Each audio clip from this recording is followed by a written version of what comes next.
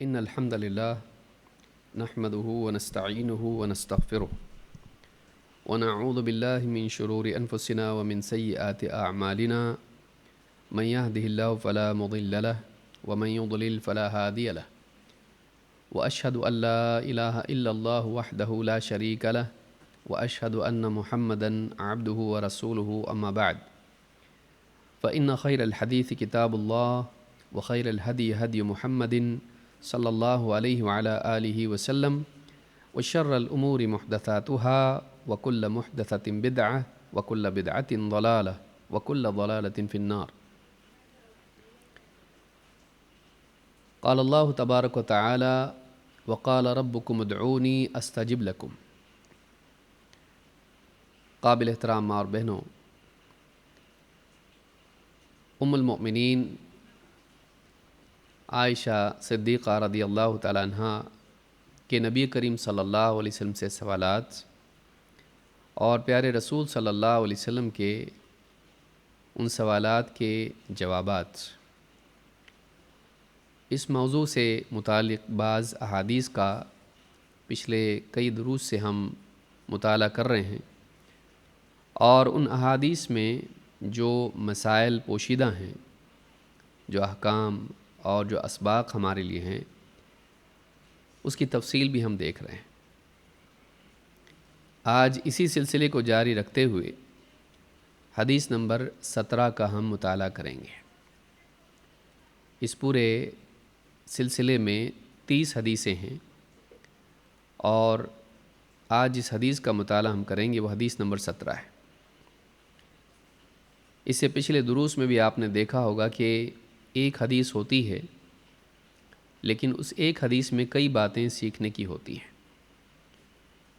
سرسری طور پر آدمی ایک حدیث کو پڑھ لیتا ہے اور موٹا موٹا اجمالی معنی اس کو معلوم ہو جاتا ہے، لیکن اہل علم جب اس کی تشریح کرتے ہیں، اپنی کتابوں میں اس کی تفصیل کو لکھتے ہیں، کبھی لغت کے اعتبار سے، کبھی عقیدے کے اعتبار سے، کبھی فقہی اعتبار سے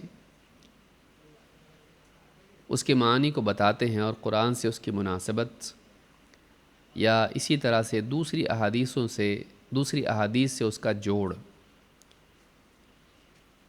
کہ وہ کس طرح سے دوسری اور احادیث سے جڑی ہوتی ہے، تب جا کے سمجھ میں آتا ہے کہ واقعی یہ حدیث کتنی وسیع ہے اور اس میں کتنی ساری باتیں ہیں.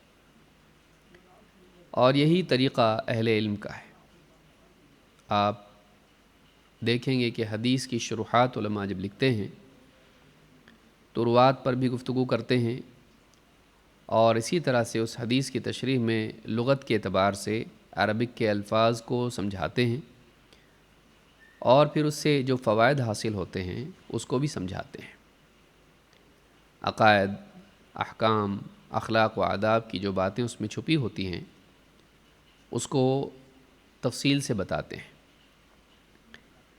سرسری طور پر علم حاصل کرنے میں نقصان یہ ہے کہ انسان حدیث کے ایک پہلو کو سمجھ لیتا ہے اور دوسری احادیث سے اس کو نہ جوڑنے کی وجہ سے اس کے علم میں خلل پیدا ہو جاتا ہے، اور اکثر وہ ناقص علم کے ساتھ میں زندگی کے بہت سارے معاملات میں غلط فیصلے کرتا ہے.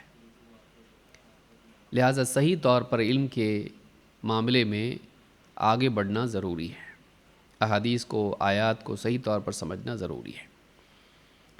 آج جو عنوان ہمارے سامنے ہے وہ ہے جامع دعا مانگنا. ایسی دعا مانگنا جو الفاظ کے اعتبار سے چھوٹی ہو، مختصر ہو، لیکن اس میں ساری چیزیں شامل ہو جاتی ہوں. تو احادیث میں بہت ساری، بلکہ قرآن میں بہت ساری ایسی دعائیں آئی ہیں، اور عام طور سے کتاب و سنت کی جو دعائیں ہیں، قرآن میں، احادیث میں جو دعائیں آئی ہیں، ان میں الفاظ کم ہوتے ہیں اور معنی بہت زیادہ ہوتے ہیں. تو آج اسی عنوان کے تحت کچھ باتیں ہم دیکھیں گے، اس لیے کہ دعا ہماری بنیادی ضروریات میں سے ایک ضرورت ہے. ہر نماز میں ہم اللہ تعالیٰ سے کہتے ہیں ایاک نعبد و ایاک نستعین، اے اللہ ہم تیری ہی عبادت کرتے ہیں اور تجھی سے استعانت کرتے ہیں، تجھی سے مدد طلب کرتے ہیں۔ اس سے معلوم ہوا کہ انسان جس طرح اللہ کا بندہ ہے اور اس کی زندگی کا مقصد اللہ کی عبادت ہے، اسی کے ساتھ ساتھ دنیا میں اس کی دینی و دنیوی حاجات ہیں۔ ان حاجات کی تکمیل کے لیے وہ اللہ تعالیٰ کی مدد کا محتاج ہے۔ اللہ تعالیٰ نے اس کو صلاحیتیں دی ہیں، دنیا میں اس کے لیے بہت سارے اسباب رکھے ہیں، لیکن ان ساری صلاحیتوں اور سارے اسباب کے باوجود جب تک اللہ تعالیٰ کوئی چیز اس کے لیے مقدر نہ کرے، اللہ تعالیٰ کوئی چیز اس کو عطا نہ کرے، وہ کوئی بھی چیز حاصل نہیں کر سکتا ہے۔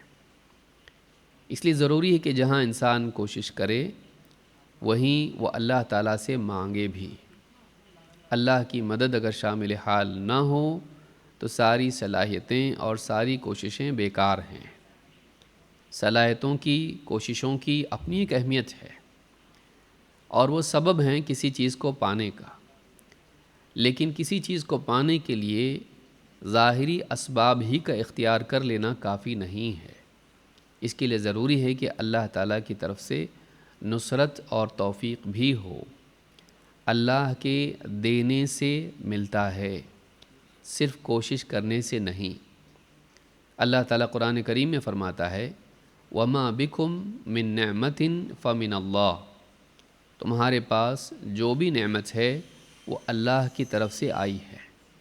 تو اللہ نے دیا تو ملا، اللہ نہیں دیتا تو نہیں ملتا۔ لہٰذا بندے کو ہمیشہ اس بات کو یاد رکھنا چاہیے کہ وہ ہمیشہ اللہ سے مانگنے کا محتاج ہے، اور مانگنے میں اس کو صحیح سلیقہ اختیار کرنا چاہیے، کیونکہ مانگنے میں بھی بعض اوقات انسان ایسی غلطیاں کرتا ہے کہ اس کا مانگنا بیکار ہو جاتا ہے۔ کبھی وہ مانگنا اس کے لیے گناہ بن جاتا ہے، ایسی چیز مانگے جو اللہ کے ہاں جائز نہ ہو، یا کسی پر ظلم کی دعا کرے، تو یہ چیزیں فائدہ پہنچانے کی بجائے نقصان پہنچاتی ہیں، ایسی دعا نقصان دیتی ہے۔ کبھی ایسا ہوتا ہے کہ انسان ایسی دعا مانگتا ہے جو اس کے لیے خود نقصان والی ہوتی ہے۔ علم کی کمی کی وجہ سے آدمی ایسی چیز اللہ سے مانگتا ہے جس کا مانگنا مناسب نہیں ہوتا ہے۔ لہٰذا انسان کو چاہیے کہ وہ دعا مانگنے کے بارے میں صحیح سلیقہ بھی اپنائیں۔ اس میں ایک ادب یہ ہے کہ انسان جامع دعا کرے۔ جامع کس کو کہتے ہیں؟ جو بہت ساری چیزوں کو کم الفاظ میں جمع کرے۔ جمع سے لفظ بنا ہوا ہے جامع، تو جامع دعا کرنا ایسا جو ساری چیزوں کو سمیٹ لے، ساری بھلائیوں کو سمیٹ لے مانگنے کے اعتبار سے، اور ساری برائیوں کو سمیٹ لے بچنے کے اعتبار سے۔ الفاظ اس میں کم ہو لیکن معانی اس میں زیادہ ہو، اور وہ ساری چیزوں کو شامل کر لے۔ عام طور سے انسان جب دعا کرتا ہے تو اس میں تفصیل ہوتی ہے، اور چھوٹی چھوٹی چیزیں تفصیل سے وہ مانگتا ہے۔ یہ غلط نہیں ہے، لیکن بہتر یہ ہے کہ ایسی دعا مانگی جائے جو جامع ہو، جو کم الفاظ میں زیادہ چیزوں کو سمیٹتی ہو۔ اس کو ہم سمجھنے کی کوشش کریں گے۔ اس تعلق سے جو حدیث ہمارے سامنے ہے وہ امام احمد نے اس کو روایت کیا ہے، اور بھی کتابوں میں حدیث ہے، ابن حبان وغیرہ میں بھی ہے۔ عائشہ صدیقہ رضی اللہ تعالیٰ عنہ فرماتی ہیں ان ابا بکر دخل علی رسول اللہ صلی اللہ علیہ وسلم، ابو بکر صدیق رضی اللہ تعالیٰ عنہ اللہ کے نبی صلی اللہ علیہ وسلم کے ہاں گھر میں داخل ہوئے۔ فَأَرَادَ أَن يُكَلِّمَهُ وَعَائِشَةُ تُصَلِّي، اور وہ چاہتے تھے کہ آپ سے، نبی کریم صلی اللہ علیہ وسلم سے بیٹھ کر بات کریں، لیکن دیکھا کہ عائشہ رضی اللہ تعالیٰ عنہ نماز پڑھ رہی ہیں، تو تھوڑی تنگی تھی اور بیٹھ کر بات کرنا چاہ رہے تھے۔ فقال لها رسول اللہ صلی اللہ علیہ وسلم علیک بالکوامل او کلمۃ اخری، اللہ کے رسول صلی اللہ علیہ وسلم نے ان سے کہا، حضرت عائشہ سے کہا، علیک بالقوامل، ایسی دعائیں مانگو نماز میں جو قوامل ہو، یعنی وہ چیزوں کو جمع کرنے والی ہو، او کلمۃ اخری، یا کچھ اور بات آپ نے، اس لیے بعض روایت میں آیا کہ جوامع دعا، کہ جامع دعا مانگو، ایسی دعا مانگو جو کم الفاظ کے ساتھ چیزوں کو سمیٹتی ہو۔ وَلَمَّا انصَرَفَتْ عَائِشَةُ سَأَلَتْهُ عَنْ ذَلِكَ، جب حضرت عائشہ رضی اللہ تعالیٰ عنہ نماز سے فارغ ہوئیں تو انہوں نے نبی کریم صلی اللہ علیہ وسلم سے پوچھا، فقال لها قولی، آپ نے ان کو سکھایا کیسے دعا مانگنا چاہیے۔ آپ نے کہا، یوں کہو، اللہم انی اسألک من الخیر کلہ عاجلہ و آجلہ ما علمت منہ وما لم اعلم، اے اللہ میں تجھ سے ساری خیر مانگتی ہوں، کلہ، سب کی سب، ساری خیر میں تجھ سے مانگتی ہوں، عاجلہ و آجلہ، چاہے وہ جلد ملنے والی ہو یا تاخیر سے، ما علمت منہ وما لم اعلم، جسے میں جانتی ہوں اور جسے میں نہیں جانتی۔ عاجلہ و آجلہ میں دنیا اور آخرت کی دونوں خیر آتی ہے۔ عاجل دنیا کی خیر، آجل جو آخرت میں ملنے والی ہے، بعد میں ملنے والی ہے۔ تو کلا بل تحبون العاجلہ، قرآن میں اللہ نے فرمایا بلکہ تم جلدی ملنے والی یعنی دنیا کو پسند کرتے ہو، وتذرون الآخرہ، اور آخرت کو چھوڑ رکھتے ہو۔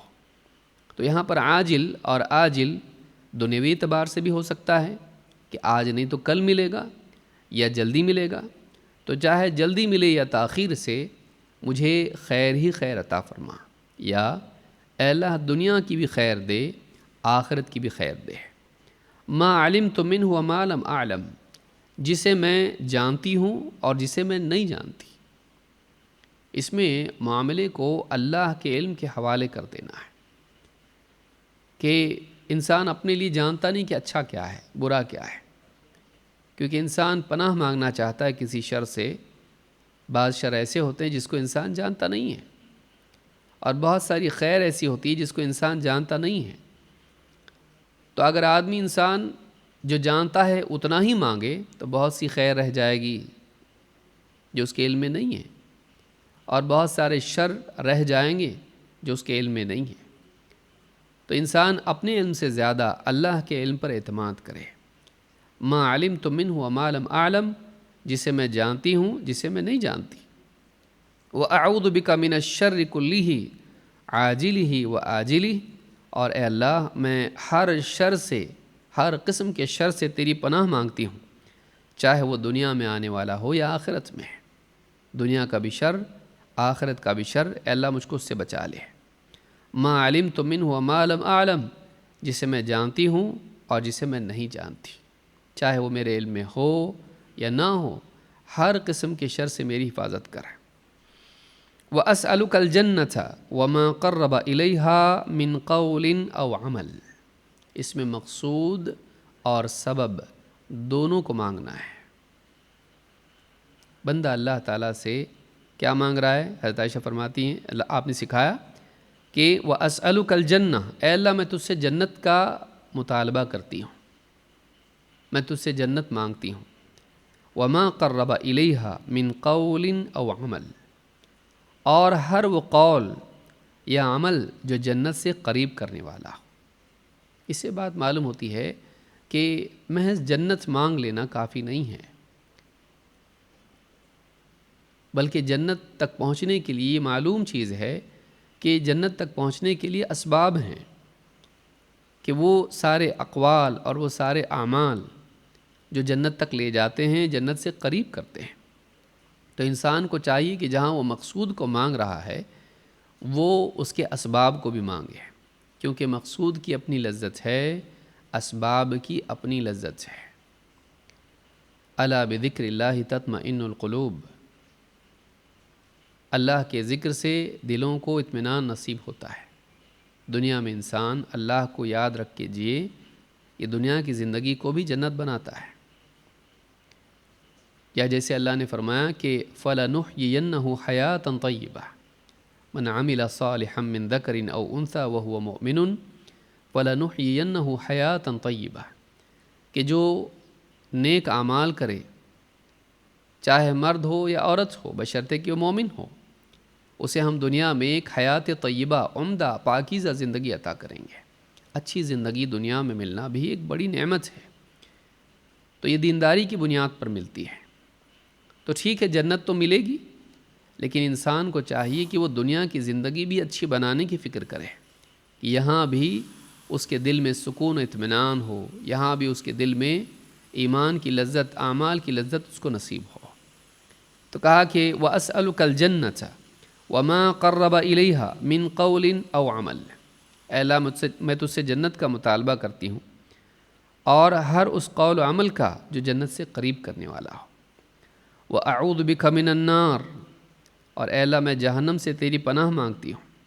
وَمَا قَرَّبَ إِلَيْهَا مِنْ قَوْلٍ أَوْ عَمَلٍ، اور ہر وہ قول و عمل جو جہنم سے قریب کرنے والا ہے، اے اللہ میں تیری پناہ مانگتی ہوں، اس قول سے بھی، اس عمل سے بھی۔ مجھے جہنم سے بھی بچا، ایسی باتیں کرنے سے بچا جو جہنم تک لے جاتی ہیں، غیبت، چغلی، بہتان، یا پھر اس سے آگے بڑھ کر کفریہ کلمات، شرکیہ کلمات، ایسے اعمال جو جہنم میں لے جاتے ہیں۔ اللہ کی طاعت کا ترک کرنا، نمازیں چھوڑنا، روزے چھوڑنا، یا اسی طرح سے اللہ کی منع کی بھی چیزوں کا ارتکاب کرنا، ظلم و زیادتی، خیانت، یا اسی طرح سے دھوکہ، اور بہت ساری برائیاں، بے پردگی، زناکاری، فحش۔ تو جو چیزیں ممنوع ہیں ان سے بھی میری حفاظت کر، چاہے وہ اقوال کے اعتبار سے ہوں یا اعمال کے اعتبار سے ہو۔ پھر کہا کہ وَأَسْأَلُكَ مِنَ الْخَيْرِ مَا سَأَلَكَ عَبْدُكَ وَرَسُولُكَ مُحَمَّدٌ صلی اللہ علیہ وسلم، اور اے اللہ میں تجھ سے ہر وہ خیر مانگتی ہوں جو تیرے بندے اور تیرے رسول محمد صلی اللہ علیہ وسلم نے تجھ سے مانگی ہے۔ اب سوچیے، اس میں سارا آ گیا، ایک جملہ ہے، لیکن اس ایک جملے میں نبی صلی اللہ علیہ وسلم کی ساری دعائیں، جو سب کچھ آپ نے اللہ سے مانگا، وہ سب آ گیا اس میں۔ اور یہاں دیکھیے، رسول سے پہلے عبد کہا جا رہا ہے، تیرے بندے اور تیرے رسول محمد صلی اللہ علیہ وسلم نے تجھ سے مانگا۔ وَأَسْتَعِيذُكَ مِمَّا اسْتَعَاذَ مِنْهُ عَبْدُكَ وَرَسُولُكَ مُحَمَّدٌ صلی اللہ علیہ وسلم، اور اے اللہ میں تیری پناہ مانگتی ہوں ہر اس چیز سے، ان تمام چیزوں سے جن سے تیرے بندے اور تیرے رسول محمد صلی اللہ علیہ وسلم نے تیری پناہ طلب کی ہے۔ وَأَسْأَلُكَ مَا قَضَيْتَ لِي مِنْ أَمْرٍ أَن تَجْعَلَ عَاقِبَتَهُ رُشْدًا، اور اے اللہ میرے حق میں، میرے معاملے میں جو بھی تو فیصلہ کرے، میں تجھ سے دعا کرتی ہوں کہ تو اس کا انجام اچھا ہی کر۔ وَأَسْأَلُكَ مَا قَضَيْتَ لِي مِنْ أَمْرٍ أَن تَجْعَلَ عَاقِبَتَهُ رُشْدًا، تو میرے حق میں اگر خیر کا فیصلہ کرے، مثلا دنیا میں مال و دولت ملے، صحت ملے، دنیا میں دنیا کی نعمتیں ملیں، اس کا انجام ایسا نہ ہو کہ میں تجھ کو بھول کر گناہوں میں چلی جاؤں، اس کا انجام اچھا کر، کہ دنیا کی آسائش مل کر میں دین کے قریب ہو جاؤں، خیر کے کام کرنے والی بنوں، تجھے نہ بھولوں، اس کا انجام اچھا کر، جنت میں جانے والی ہو جاؤں۔ یا مصیبت تو مجھ پر ڈال دے، مصیبت کا فیصلہ کرے، ایسا نہ ہو کہ میں تیری باغی بن جاؤں، تجھ سے ناراض ہو جاؤں، تیری شکایت کرنے لگوں، یا مصیبتوں سے پریشان ہو کر میں ایسا کام کروں جو تجھے پسند نہیں ہے، میں دین کو چھوڑ دوں، دین سے دور ہو جاؤں، تجھ سے بدظن ہو جاؤں۔ تو جو بھی حال تو مجھ پر ڈالے، جو بھی فیصلہ تو میرے معاملے میں کرے، اے اللہ اس کا چاہے وہ آرام والا ہو یا تکلیف والا، نقصان والا، راحت ہو یا تکلیف ہو، فائدہ ہو یا نقصان ہو، نعمت ہو یا دنیاوی اعتبار سے عذاب ہو، اے اللہ جو بھی فیصلہ تو میرے بارے میں کریں، ان تجعل عاقبتہ رشدا، یا بعض رشدہ جہاں پر آیا کہ اللہ اس کا میرے حق میں اس کو رشد اور رشد بنا دے، رشاد بنا دے، میرے حق میں اس کو تو خیر بنا کہ میں ہدایت پر باقی رہوں، میں ہدایت پر باقی رہوں۔ تو اس حدیث میں جو دعا ہم کو سکھائی گئی ہے، اس میں آپ دیکھیں یعنی بہت کم الفاظ میں اجمالی طور پر بتایا گیا ہے، اور یہی طریقہ دعا کا بہتر ہے کہ انسان موٹے موٹے الفاظ میں دعا کرے جس میں سب کچھ آ جاتا ہو۔ پہلے حصے میں آپ دیکھیں جنت دنیاوی اعتبار سے خیر کی دعا ہے، چاہے وہ دنیاوی اعتبار سے ہو یا آخرت کے اعتبار سے، اس میں ساری خیر آ جاتی ہے، علم، عبادت، اخلاق، دنیا میں خیر و برکت، عافیت، اور آخرت کے اعتبار سے حشر میں، قبر میں، حشر میں، اور اسی طرح سے پل صراط پر ہر چیز میں خیر، تیزی سے گزر جائیں، سفارش ہو جائے یا نیکیاں غالب آ جائیں، سب آتا ہے اس میں۔ اور پھر جنت میں وہ ساری نیکیاں، ان کا بدلہ اعلیٰ جنت، ایسی جنت کی جس میں بندہ خوش ہو جائے، اللہ سے راضی اور اللہ اس سے راضی۔ اور دنیوی اعتبار سے سارے شرور سے، بے دینی، شرک ہے، کفر ہے، نفاق ہے، بدعات ہیں، فسق و فجور ہیں، بیماریاں ہیں، مصیبتیں ہیں، دشمنوں کی چال بازیاں ہیں، سب سے حفاظت ہے اس میں، دنیوی اعتبار سے بھی اور آخرت کے اعتبار سے بھی، کہ قبر کا عذاب ہے، حشر کی تکلیف ہے، پل صراط پر سے پھسلن میں پھسل کے جہنم میں گر جانا، یہ ساری چیزیں، اور اللہ کی ناراضگی، ان تمام چیزوں سے پناہ اس میں ہے کہ انسان بہت ساری چیزیں جانتا ہے، بہت ساری چیزیں نہیں بھی جانتا ہے۔ پھر جنت کا بعین ہی سوال اجمال سے تفصیل کی طرف، لیکن اس میں بھی ابہام ہے، ساری چیزیں تفصیلاً نہیں، جنت میں گھوڑا دے، جنت میں شراب دے، جنت میں کھانا دے، تو یہ ساری تفصیلات اس میں نہیں ہے کہ جنت مانگ، کیونکہ جنت میں جو جائے گا اسے سب کچھ تو ملے گا ہی۔ بھئی جنت میں کوئی چلا جائے تو کیا نعمتیں جنت کی نہیں ملیں گی؟ تو ساری تفصیلات بتانے کی ضرورت نہیں ہے۔ اے اللہ مجھے جنت دے، اور جنت سے قریب کرنے والا قول و عمل دے۔ تو قول اور عمل میں سارے اذکار، عبادات، مناجات، دعائیں، امر بالمعروف و نہی عن المنکر، سب کچھ آتا ہے، سچ بولنا سے لے کے وعدہ نبھانا، اور سب کچھ آتا ہے، خیر کی بات کرنا، دعوت دینا، اور اعمال میں سارے اعمال آ جاتے ہیں، چاہے وہ عبادتی ہوں یا اخلاقی اعتبار سے ہوں، حقوق کی ادائیگی کے اعتبار سے ہوں یا دین کی خدمت کے اعتبار سے ہوں، اور وہ ساری چیزیں جن سے پناہ مانگی گئی ہے، جہنم اور جہنم سے قریب کرنے والا قول و عمل، ساری برائیاں اس میں آ جاتی ہیں، اور سارے برے نتائج اس میں آ جاتے ہیں۔ پھر کہا اب کچھ رہ بھی جاتا ہے انسان سے، تو پھر اور زیادہ تاکید کے ساتھ میں نبی صلی اللہ علیہ وسلم کی دعاؤں کو بھی اپنے ساتھ میں اپنی دعا میں شامل کر لینا، کیونکہ آپ سے اچھا اللہ سے مانگنے والا کون ہے؟ نبی کریم صلی اللہ علیہ وسلم سے زیادہ بہتر دعا کرنے والا کون ہو سکتا ہے؟ تو آپ کی ساری دعاؤں میں حصہ کہ اللہ جو بھی نبی کریم صلی اللہ علیہ وسلم نے تجھ سے مانگا، میں بھی تجھ سے مانگتی ہوں، وہ مجھے دے دے۔ اب کیا مانگا ہم کو معلوم ہے، بہت ساری دعائیں ہمارے سامنے ہیں، بہت ساری دعائیں سامنے نہیں ہیں، اور اسی طرح سے جس چیز سے آپ نے پناہ مانگی ان تمام چیزوں سے ہماری حفاظت کر، یہ دعا اس میں ہے۔ پھر دنیوی اعتبار سے راحت اور تکلیف دونوں حالات تو آنے ہی آنے ہیں۔ کون آدمی ہے جو 100% راحت میں رہتا ہے؟ اس کو بھی کچھ نہ کچھ پریشانی آتی ہے، اور یہ اللہ کے فیصلے سے آتی ہے۔ وَنَبْلُوكُمْ بِالشَّرِّ وَالْخَيْرِ فِتْنَةً، ہم تم کو آزماتے ہیں شر کے ذریعے سے اور خیر کے ذریعے سے۔ تو دنیا میں شر اور خیر، راحت اور تکلیف کے حالات دونوں پہ آنے، ہر ایک پہ آنے ہیں، مرد ہو عورت ہو۔ تو اللہ سے یہ مانگنا کہ اللہ جو بھی فیصلہ تو میرے معاملے میں، میری زندگی میں کرے، اس کا انجام تو میرے لیے اچھا کر۔ ایسا نہ ہو کہ راحت میں خواہشات کے پیچھے چلنے والی بن جاؤں، اور تکلیف میں دین چھوڑ کر تجھ سے ناراض ہو کر دور جانے والی ہو جاؤں۔ تو اس حدیث میں آپ دیکھیں بہت ساری باتیں ہم کو ملتی ہیں، اس کو اور تفصیل سے بیان کیا جائے تو بہت کچھ اس میں آ سکتا ہے، لیکن میں سمجھتا ہوں اتنا کافی ہے۔ اب اس حدیث سے کیا چیزیں معلوم ہوتی ہیں؟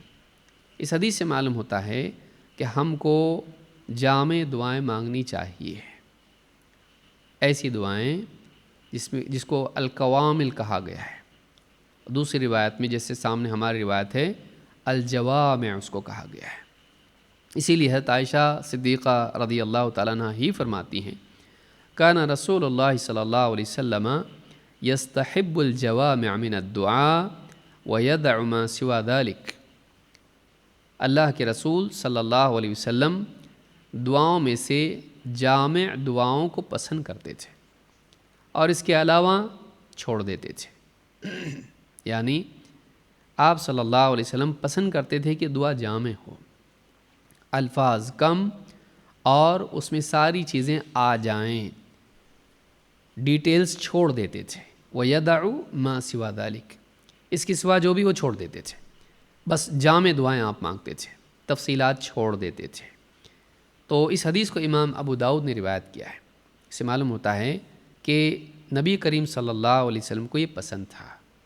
اگر آپ اپنے لیے تفصیل مانگتے ہیں تو منع نہیں ہے، کیونکہ اس کو منع نہیں کیا گیا ہے۔ جیسے کوئی کہے اللہ مجھے ایک گھر دے ایسا جس کا آنگن بڑا ہو اور گارڈن اطراف میں ہو، کھڑکیاں بڑی ہوں، ہوا آتی ہو، روشنی آتی ہو، پڑوس اچھا ہو، تو منع نہیں ہے یہ۔ کوئی انسان اگر تفصیل مانگے اپنے لیے دنیوی اعتبار سے تو اس میں کوئی ممنوع چیز نہیں ہے، لیکن زیادہ پسندیدہ یہ ہے کہ انسان جامع دعا مانگے۔ کبھی کبھی تفصیل کی ضرورت بھی ہوتی ہے، انسان اپنے لیے کچھ خاص مانگتا ہے کہ اللہ فلاں امتحان میں اتنے مارکس میرے آ جائیں، تو اب ظاہر بات ہے کہ یہاں تفصیل ہے۔ اجمال اس میں یہ ہے کہ اے اللہ جو بھی امتحان ہے اس میں مجھ کو کامیاب کر دے عافیت کے ساتھ میں، اور اعلیٰ درجے کی کامیابی دے۔ اب یہ کیا ہوا؟ یہ ایک دم جامع ہوگا۔ کوئی بھی امتحان میں جائیے یہ دعا ہے، لیکن فلاں ہیں نیٹ کے ایگزام میں مجھ کو پاس کر دے اچھے مارکس سے، تو اب یہ اسپیسیفک ہو گیا۔ تو اس طرح سے کوئی انسان بالتفصیل مانگتا ہے تو منع نہیں ہے، کبھی کبھی ضرورت ایسی ہوتی بھی ہے اور انسان تفصیل سے مانگتا بھی ہے، تو اس میں منع نہیں ہے۔ لیکن زیادہ تر جو دنیا اور آخرت کی دعائیں ہیں، کوئی خاص معاملہ نہ ہو انسان کو، جیسے کوئی انسان ہے کہ دعا کرے اللہ کل میرا آپریشن ہے اور ہارٹ کا آپریشن ہے، اے اللہ ایسا نہ ہو، ایسا نہ ہو، ایسا نہ ہو، ایسا ہو، ایسا ہو، مانگے اللہ، کوئی مسئلہ نہیں ہے، منع نہیں ہے۔ لیکن عام حالات میں انسان جب مانگتا ہے تو ڈیٹیل کی ضرورت نہیں ہے۔ اے اللہ میرے دل کو صحیح سلامت رکھ، اے اللہ میرے پھیپھڑوں کو صحیح سلامت رکھ، اے اللہ میرے گردوں کو صحیح سلامت رکھ، آنتوں کو صحیح سلامت رکھ، ہڈیوں کو، انگلیوں کو، پاؤں کی انگلیوں کو، آنکھوں کو، دائیں آنکھ کو، بائیں آنکھ کو، کانوں کو، دایاں کان، بایاں کان، دانت پورے 1 2 3 4، سامنے والے پیچھے والے، ڈاڑھ بھی اور چبانے والے بھی اور کترنے والے بھی، سارے۔ کیا ضرورت ہے اس کی؟ اے اللہ میرے جسم کو صحیح سلامت رکھ، تمام بیماریوں سے محفوظ رکھ، اور اے اللہ میرے دل کو بھی سلامت رکھ، تمام خرافات سے، شکوک و شبہات سے، غلط عقائد سے اور بری نیتوں سے مجھ کو پاک رکھ۔ یہ جامع طریقہ ہوا کہ ایک انسان یعنی موٹے انداز میں اپنی بات رکھے، لیکن بہت زیادہ بے ضروری تفصیلات اس میں نہ ہوں۔ سارے دانتوں کو گنوانا، 32 دانت ہیں پورے، ان کو سب کو گنوائے آدمی، سارے اعضاء گنوائے انسان، تو یہ ضرورت نہیں ہے۔ اللہ تعالیٰ کو معلوم ہے جسم میں سب آ جاتا ہے۔ اے اللہ میرے جسم کو ہر قسم کی بیماری سے محفوظ رکھ، میں پورے جسم کے سارے اعضاء آ جاتے ہیں، اور بیماری، ساری بیماریوں سے تو ظاہری و باطنی سب بیماریاں آ جاتی ہیں۔ تو یہ مزاج انسان کا ہونا چاہیے کہ انسان کو مانگنے آنا چاہیے، مانگنے آنا چاہیے۔ تو یہاں حضرت عائشہ صدیقہ رضی اللہ تعالیٰ عنہ یہی کہہ رہی ہیں کہ کان رسول اللہ صلی اللہ علیہ وسلم یستحب الجوامع من الدعاء، اللہ کے رسول صلی اللہ علیہ وسلم دعاؤں میں جامع دعاؤں کو پسند کرتے تھے، اور وَيَدْعُ مَا سِوَى ذَلِكَ، اور اس کے سوا آپ دعاؤں کو چھوڑ دیتے تھے۔ کبھی کبھی آپ بھی تفصیل سے دعا کرتے تھے، لیکن اس کی اپنی مصلحت ہوتی تھی۔ اے اللہ میرے دائیں نور کر، میرے بائیں نور کر، میرے آگے نور، میرے پیچھے نور۔ ظاہر بات ہے کہ یہاں تفصیل میں بعض اوقات تأکید ہوتی ہے، اور خیر کی ہر اعتبار سے اللہ سے طلب ہوتی ہے۔ تو اس میں کوئی مسئلہ نہیں ہے، لیکن ایسی چیز جو رکاکت اپنے اندر رکھتی ہو، ان نیسیسری ہو، اس طرح کی دعائیں مانگنے سے بچنا چاہیے۔ اگر کوئی مانگتا ہے تو گناہ گار نہیں ہوگا، الا یہ کہ گناہ کی دعا وہ کرے۔ ملا علی القاری رحمہ اللہ فرماتے ہیں یستحب الجوامع من الدعاء کا کیا مطلب ہے؟ کہتے ہیں وہی التی تجمع الاغراض الصالحہ او تجمع الثناء علی اللہ تعالی و آداب المسئلہ۔ دو باتیں اس میں ہیں کہ جامع دعائیں مانگتے تھے کا کیا مطلب ہے۔ ایک مطلب یہ ہے کہ ساری اچھی اغراض، مقصود، جو بھی اچھا مقصد انسان کا ہے، سارے مقاصد کو، مطلوبات کو جمع کر لینا۔ ایسی دعا جس میں سب کچھ آ جائے جو مانگنے کا ہے، اور جو ٹھیک ہے مانگنا وہ سب اس میں آ جائے۔ یا تو یہ مراد ہے، یا جمع کرتے تھے کیا چیزوں کو؟ اللہ تعالیٰ اپنی مانگنے میں اللہ تعالیٰ کی حمد و ثنا بھی آ جاتی تھی، اور مانگنے کا جو ادب ہے اس ادب کے مطابق آپ مانگتے تھے، یعنی ان دونوں چیزوں کو جمع کر لیتے تھے محض مانگنے کے ساتھ میں۔ صرف مانگتے نہیں تھے بلکہ اللہ کی حمد و ثنا بھی اس میں آ جاتی تھی، اور اس کے اندر صحیح سلیقے سے مانگنے کی ساری چیزیں آ جاتی تھیں۔ اللہ کی حمد و ثنا ہوگی، اور نبی صلی اللہ علیہ وسلم پر درود ہوگا، اسی طرح سے اللہ تعالیٰ کے آگے آہوزاری ہوگی، اپنے قصور کا اعتراف ہوگا، اس میں تکرار ہوگی، کیونکہ حدیث میں کہ کانا اذا دعا ثلاثا، اللہ کے نبی صلی اللہ علیہ وسلم جب کوئی چیز مانگتے 3 بار مانگتے ہیں۔ تو یہ بھی عام طور سے آپ کا ایک مانگنا تھا کہ اللہ سے گڑ گڑا کے مانگنا، ایک بار بول دیا بس ختم نہیں، بلکہ اللہ سے مانگنا، کثرت سے مانگنا، گڑ گڑا کے مانگنا، اللہ سے اصرار کے ساتھ مانگنا، مانگنے کی یقین کے ساتھ مانگنا، ملنے کا یقین ہے، اللہ سے حسن ظن رکھتے ہوئے مانگنا، دیتا کہ نہیں دیتا معلوم نہیں، ایسا نہیں، اللہ دے گا، وہ سخی ہے، وہ کریم ہے، مانگنے والے کو دیتا ہے۔ تو یہ ساری چیزیں جمع کرنا جو دعا کے آداب میں سے ہے، تو یہ بھی مراد ہو سکتا ہے کہ آپ ساری چیزوں کو جمع کرتے ہیں، لیکن ظاہر معنی وہی ہے جو پہلے گزرا ہے کہ ایسی دعا جو جامع ہو، جیسا کہ حدیث میں آگے بھی آئے گا۔ شیخ شمس الحق عظیم آبادی، جن کی مشہور کتاب ہے عون المعبود فی شرح ابی داود، سنن ابی داود کی شرح کا معنی ہوتا ہے کسی چیز کو پھیلانا، ایکسپلین کرنا، تو یہ ایکسپلینیشن ہے ان احادیث کا جو سنن ابی داود میں ہے، اس کو شرح کہتے ہیں۔ شیخ شمس الحق عظیم آبادی کہتے ہیں یستحب الجوامع من الدعاء ای الجامعۃ لخیر الدنیا والآخرہ۔ جامع دعا کا مطلب کیا ہے؟ کہتے ہیں جو دنیا اور آخرت کی خیر کو جمع کرتی ہو، ایسی دعا۔ اور آپ دیکھیں گے کہ نبی صلی اللہ علیہ وسلم کی دعاؤں میں عام طور سے ایسا ملے گا کہ جس میں دنیا کی بھی خیر، آخرت کی بھی خیر جمع ہو جاتی ہے، یا دنیا کے شر اور آخرت کے شر سے پناہ جمع ہو جاتی ہے۔ وَهِيَ مَا كَانَ لَفْظُهُ قَلِيلًا وَمَعْنَاهُ كَثِيرًا۔ جامع دعا وہ ہے جس کے الفاظ کم ہوں اور معانی کثیر ہوں، معانی زیادہ ہوں، میننگ زیادہ ہے اس میں، باتیں زیادہ نکلتی ہیں اس میں، لیکن الفاظ تھوڑے ہیں۔ کما فی قولہ تعالی، جیسا کہ اللہ تعالیٰ کے اس فرمان میں ہے ربنا آتنا فی الدنیا حسنہ وفی الآخرۃ حسنہ وقنا عذاب النار۔ اے اللہ، اے ہمارے رب، اللہ نے خود سکھایا ہم کو، ہمیں دنیا میں بھی بھلائی عطا کر اور آخرت میں بھی بھلائی عطا کر، اور ہمیں جہنم کے عذاب سے بچا لے۔ دنیا میں بھلائی ساری باتیں اس میں آتی ہیں، آخرت کی بھلائی ساری نعمتیں اس میں آتی ہیں، اور جہنم کے عذاب سے ہمیں بچا لے۔ کیوں؟ کیونکہ جنت میں جانے والا یہ بھی ممکن ہے پہلے جہنم میں جائے، پٹائی ہو، دھلائی ہو اس کی، پھر پاک صاف ہو کے پھر جنت میں جائے۔ تو خالی جنت کی دعا نہیں ہے، بلکہ اللہ جنت میں ڈال، لیکن جہنم میں ڈالے بغیر ہمیں جنت میں داخل کر، دنیا میں اچھی زندگی دے، آخرت میں اچھائی دے، بھلائی دے، اور جہنم سے بچا لے۔ سب آ گیا اس میں، سب کچھ آ گیا۔ اس لیے آپ دیکھیں گے کہ طواف میں خاص طور سے دعا کی جاتی ہے۔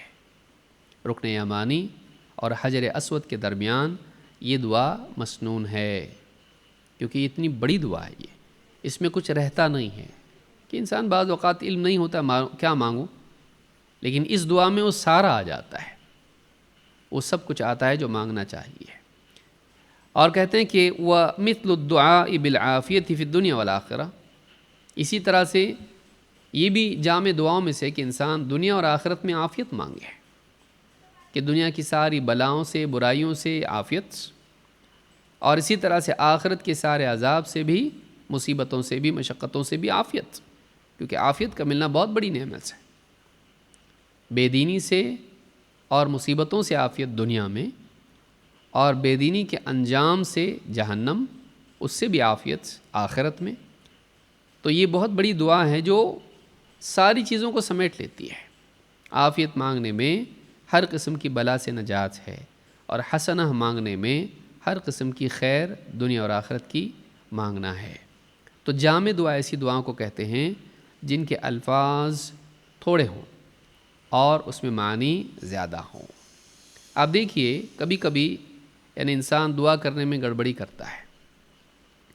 انس رضی اللہ تعالیٰ کہتے ہیں ان رسول اللہ صلی اللہ علیہ وسلم عاد رجلا من المسلمین، اللہ کے رسول صلی اللہ علیہ وسلم ایک مسلمان کے پاس گئے، ایک صحابی تھے، ان کی عیادت کے لیے گئے۔ عیادت بیمار سے ملنے جانا، بیمار سے ملنے جانا۔ بیمار کی عیادت میں کئی فوائد ہیں۔ ایک، عیادت کرنے والے کے لیے نصیحت ہے، اپنی صحت کی فکر اس کو ہوتی ہے، اور صحت پر شکر بھی وہ کرتا ہے کہ اللہ نے عافیت دی۔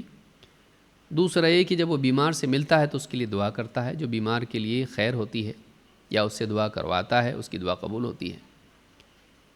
اسی طرح سے اس سے ملاقات جب کرتا ہے تو بیمار کو تسلی ملتی ہے، حوصلہ ملتا ہے، اور شفقت کے کلمات کے ذریعے سے اس کو راحت ملتی ہے۔ اور اسی طرح سے اگر کوئی علم والا ہو اور عیادت کریں تو بیمار کے لیے وہ وصیت کرتا ہے، اس کے لیے خیر کی نصیحت کرتا ہے، گھر والوں کو تلقین کرتا ہے۔ تو اس طرح سے عیادت کرنے میں کئی فوائد ہوتے ہیں، اور آپس کی محبت اس سے بڑھتی ہے، آپس میں محبت اس سے بڑھتی ہے، دل میں رحم پیدا ہوتا ہے بیمار کے لیے، اور بیمار کے دل میں محبت پیدا ہوتی ہے عیادت کرنے والے کے لیے۔ ہاں، اس میں ادب یہ ہے کہ انسان یہ دیکھے کہ بیمار کی راحت کس میں ہے نا۔ رات میں آپ 12 بجے عیادت کے لیے جا رہے ہیں کسی کی، اس لیے کہ آپ فری ہیں، اور وہ بیچارہ سو رہا ہے، یہ سو رہی ہے، اور آپ نیند سے جگا رہے ہیں، نہیں نہیں میں آئی ہوں ملنے کے لیے، اٹھائیے ان کو، اور اس کو اٹھا کے بٹھا رہے ہیں بیچاری کو، اور پھر وہ آپ عیادت کر رہے ہیں اس کی راحت۔ بیمار کی راحت خراب کر کے عیادت نہیں کرنا، اس کے اوقات کی، اس کے راحت کا خیال رکھ کے ہی عیادت کرنا۔ اور اس کے پاس ٹھہرنے میں علماء نے کہا ہے کہ زیادہ نہ ٹھہرا جائے، کیونکہ بیمار ویسے بھی پریشان ہوتا ہے، وہ راحت چاہتا ہے، اور جب تک کہ عیادت کرنے والا اس کے پاس بیٹھا رہتا ہے وہ اپنے آپ کو روک کے رکھتا ہے، سنبھال کے رکھتا ہے، وہ فری نہیں ہو پاتا ہے، تو اتنی زیادہ وہ تنگی اور تکلیف میں ہوتا ہے۔ الا یہ کہ کوئی ایسا شخص جائے اور بیمار کہے مت جاؤ بیٹھو، اور واقعی تاکید سے کہے، تکلف سے نہیں، ارے کیوں جائیں گے، بیٹھیے نا ذرا، کیا مسئلہ ہے، ایسا نہیں، واقعی بیٹھیے مت جائیے، تو پھر بیٹھے، کیونکہ کچھ لوگ ایسے ہوتے ہیں کہ جن کے بیٹھنے سے بیمار کو راحت ملتی ہے، تو اگر وہ مطالبہ کرتا بیٹھنے کا تو بیٹھیں، ورنہ اس میں اصل یہ ہے کہ جلدی سے عیادت کر کے دعا کر کے وہاں سے نکل جائے، زیادہ وقت نہ ٹھہرے۔ بلکہ یہ بھی ہے کہ بیمار کے پاس جا کے کتنے خراب ہو گئے آپ، پہلے کتنے اچھے دکھتے تھے، آپ دیکھیے بالکل مرجھا گئے، تو اس طرح سے اس کو مایوس نہ کیا جائے، بلکہ اس کی دلجوئی کی جائے۔ جسے نبی صلی اللہ علیہ وسلم کہتے تھے لا بأس طہور انشاءاللہ، کوئی بات نہیں ہے، کوئی گھبرانے کی چیز نہیں ہے، طہور انشاءاللہ، یہ بیماری پاکیزگی کا ذریعہ بنے گی، اور نکھر کے تم اچھے بن کے آؤ گے اس بیماری سے، اور ہوں گے اچھے، پاک ہو جاؤ گے، اس بیماری سے نکل جاؤ گے تم۔ تو امید دلانا صحت کی، اور اس بیماری پر اجر و ثواب کی امید دلانا۔ یہ نہیں کہ کوئی بیمار ہوتا بولے گناہ جھڑیں گے، بہت گناہ کی دکھتا تم نے، کر کے بیماری آئی اور اچھا ہے انشاءاللہ جہنم میں نہیں جائیں گے، دنیا میں گناہ پاک ہوں گے، یعنی تم گناہ گار ہو۔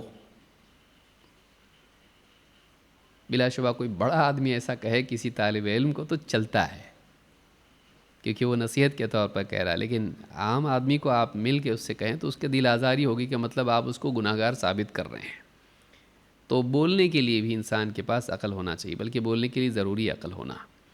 بعض اوقات انسان اچھی نیت سے کچھ بولتا ہے لیکن عقل سے نہیں بولتا ہے، اس سے معاملہ الٹا ہو جاتا ہے۔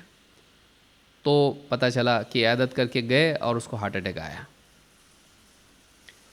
ایسی بات بول کے چلے گئے، وقت قریب ہے، توبہ کر لو، زیادہ وقت نہیں، ہو سکتا ہے موت ہو جائے، مرنے سے پہلے پہلے توبہ کرنا چاہیے۔ تب وہ سمجھا کہ شاید میرے بارے میں ڈاکٹر کچھ بولا ہے اس طرح کی بات، اب میں جانے والا ہوں یا جانے والی ہوں۔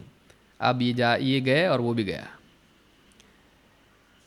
تو مریض کو تسلی دینا چاہیے، ہمت دلانا چاہیے، ایسی کوئی بات نہیں کرنا چاہیے کہ اس کا دل ٹوٹے۔ اور گناہوں کے کفارے کی بھی بات کہیں تو ایسے انداز میں نہیں کہ اس کو گناہ گار ثابت کریں۔ جیسے آدمی کہے دیکھو ہم چلتے پھرتے ہم سب سے کچھ نہ کچھ کمی رہ جاتی ہے اور خطائیں ہوتی رہتی ہیں، تو یہی بیماریاں ہیں، اللہ تعالیٰ پاک کر لیتا ہے اس کے ذریعے سے ہم کو۔ ہم سے کتنے ہوتے ہیں، آپ تو اتنے نیک صالح انسان ہیں، لیکن دیکھیے اللہ تعالیٰ نے آپ کو بھی بیمار کر دیا۔ تو بعض اوقات گناہ نہیں ہوتے لیکن اللہ درجات اونچے کر دیتا ہے۔ تو ہم تو گناہ گار ہیں لیکن ہو سکتا ہے اللہ تعالیٰ آپ کے درجات اونچے کر دے۔ تو گناہ کی بات بھی آ گئی، رفع درجات کی بھی آ گئی، لیکن آپ نے گناہوں کو اپنے اوپر لے لیا اور اس کے لیے رفع درجات کی بات کر دی، لیکن نصیحت دونوں چیزوں کی ہو گئی۔ یہ نہیں کہ میرے تو درجات اونچے ہوتے الحمدللہ تمہارے گناہ معاف ہو جائیں گے۔ تو انسان کو چاہیے کہ بات کرنے کا اس کے پاس سلیقہ ہو، اور اس میں ہمدردی، خیر خواہی، علم اور تواضع ہونا ضروری ہے۔ میں پاک ہوں تم کمزور ہو، میں سپیریئر ہوں تم چھوٹے ہو، نہیں، اپنے کو چھوٹا بنائیے اور اس کے لیے اونچی بات کیجیے، یہ اچھا طریقہ ہے بات کرنے کا۔ تو خیر، کہا کہ نبی صلی اللہ علیہ وسلم عیادت کے لیے گئے ایک صاحب کی، قد خفت فصار مثل الفرخ۔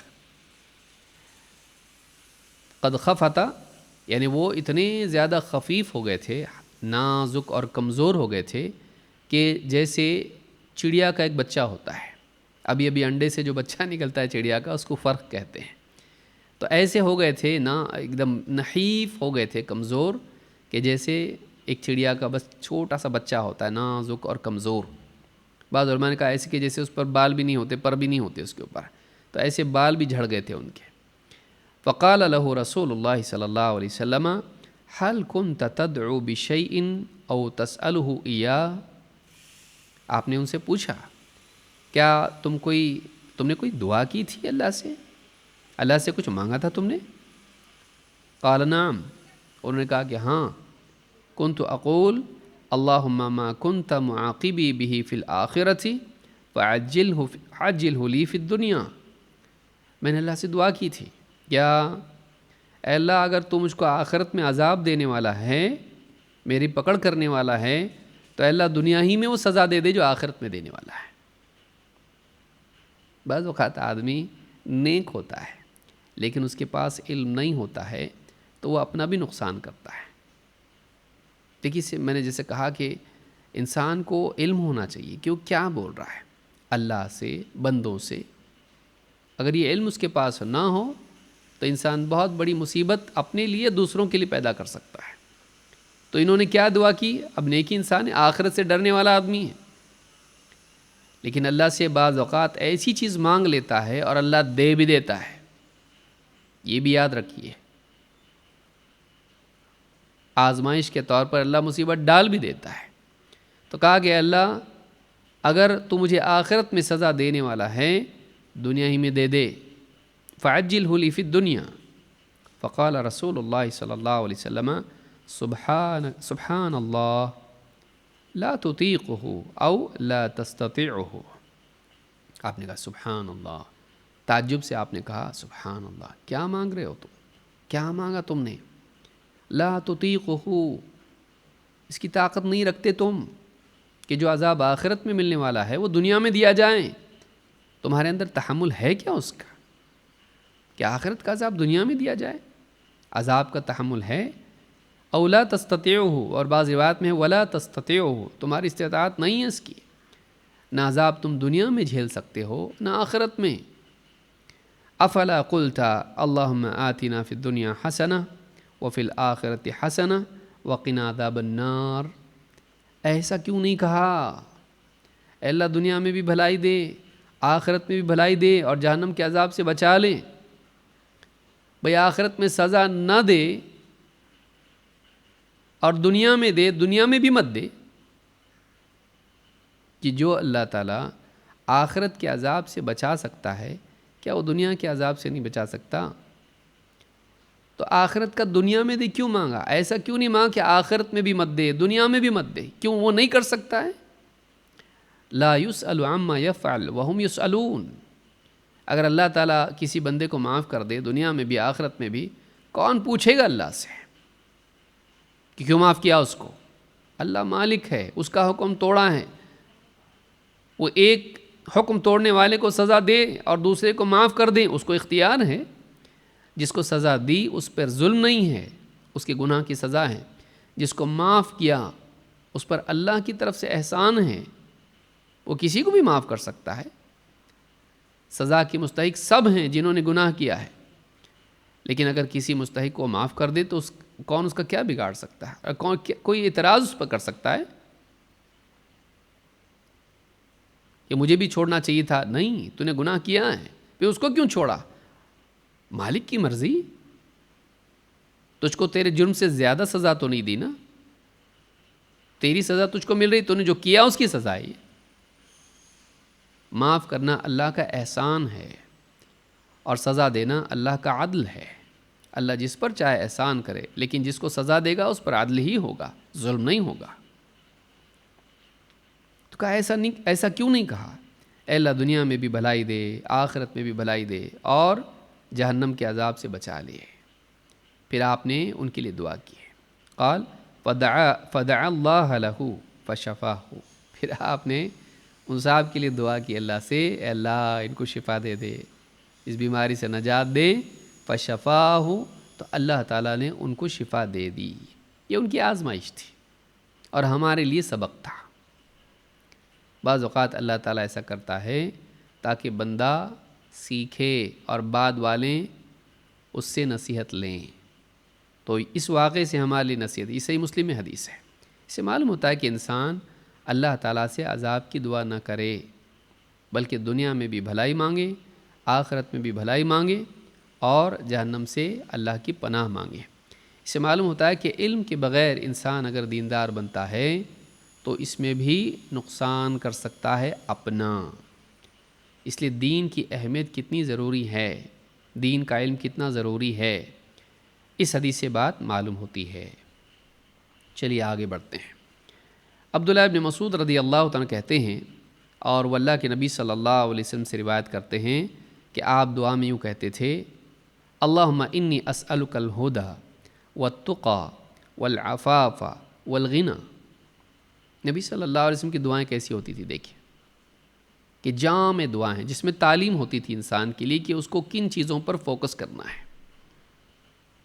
اللہم انی اسألک، اے اللہ میں تجھ سے مانگتا ہوں کیا؟